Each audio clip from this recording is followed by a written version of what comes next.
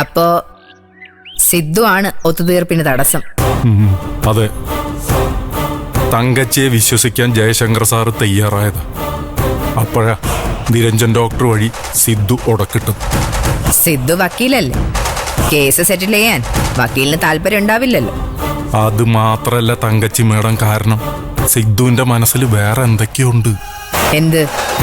അതാണ് ഇനി അറിയാത്തത്. നിരഞ്ജൻ ഡോക്ടറോടുള്ള കടപ്പാട് നമുക്ക് മനസ്സിലാക്കാം. വക്കീലിനൊരു രണ്ടാം ജന്മം ഉണ്ടാക്കി കൊടുത്തത് ഡോക്ടറാണല്ലോ.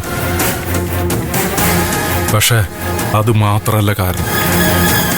അതെന്താണെന്ന് വ്യക്താക്കാൻ ഈ അവസരത്തിൽ എനിക്ക് സാധിക്കില്ല. പക്ഷെ അങ്ങനൊന്നുണ്ട്. എന്ന് വച്ചാ ജയശങ്കറിനെക്കാളും നിരഞ്ജനെക്കാളും നമ്മൾ പേടിക്കേണ്ടത് സിദ്ധുവിനെയാണെന്നർത്ഥം. ഉറപ്പല്ലേ? സിദ്ധുവിന്റെ ശത്രുക്കളുടെ പട്ടികയിൽ 1ാം സ്ഥാനക്കാരിയ തങ്കച്ചി മാഡം. അതിന്റെ കാരണം ഞാൻ വിശദീകരിക്കേണ്ട ആവശ്യമില്ലല്ലോ.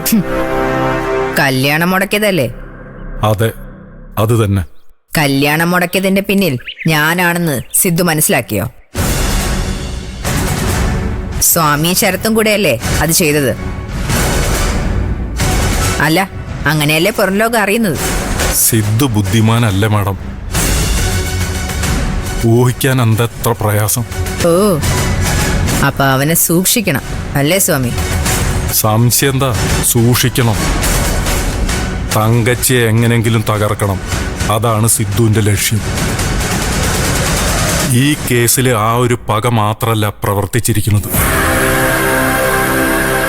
ഞാൻ നേരത്തെ പറഞ്ഞില്ലേ, അതിന് വേറെ എന്തോ കാരണം കൂടിയുണ്ട്. എന്തോ ഒരു താല്പര്യം. അതെന്താണെന്ന് ഇപ്പൊ എനിക്കറിയില്ല. അതെന്ത് തന്നെ ആയാലും ശരി, അതിന് മേടപ്പം നിന്ന് കൊടുക്കരുത്. അത് ഞാൻ ഏറ്റു സ്വാമി. എനിക്കറിയാം എന്ത് വേണമെന്ന്. സ്വാമി എന്റെ കൂടെ ഉണ്ടായാൽ മാത്രം മതി. ഞാൻ കൂടെ തന്നെ ഉണ്ടല്ലോ. മേഡത്തിനറിയാലോ, ജയശങ്കർ സാറാ എൻ്റെ ദൈവം.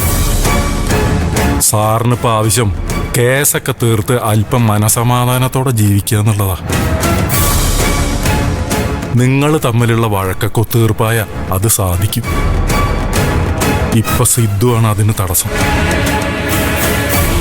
അതുകൊണ്ടാണ് ഞാൻ അയാൾക്കെതിരെ നിൽക്കുന്നത്. അല്ലാതെ എനിക്ക് അയാളോട് വെറുപ്പുണ്ടായിട്ടല്ല. എന്തായാലും അവനെ എത്രയും വേഗം വീഴ്ത്തണം. ഞാൻ എൻ്റെ വഴിക്ക് ശ്രമിക്കാം. സ്വാമി സ്വാമിയുടെ വഴിക്ക് നോക്കിക്കോ. അത് തങ്കച്ചി മാഡം പ്രത്യേകം പറയേണ്ട ആവശ്യമില്ല.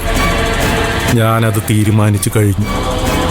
ഈ സ്വാമി വിചാരിച്ചാലും പലതും നടക്കുന്നു സിദ്ധു അറിയാൻ പോണേ ഉള്ളൂ. ധൈര്യമായിട്ട് നീങ്ങിക്കോ സ്വാമി. എന്തിനും ഞാനുണ്ട് കൂടെ.